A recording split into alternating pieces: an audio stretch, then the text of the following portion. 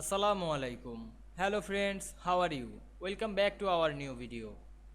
In this video, I am going to show you how to mark cells in Word using keyboard. Let's get started.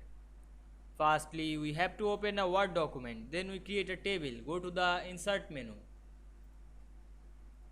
and create a table. Now I mark cells in this table. At first, select a cells. Then press Alt on your keyboard. Then press JL.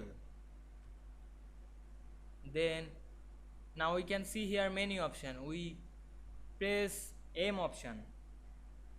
Now we can see we mark cells using keyboard very easily. I hope you enjoyed the video. Please like, comment, share and subscribe my YouTube channel.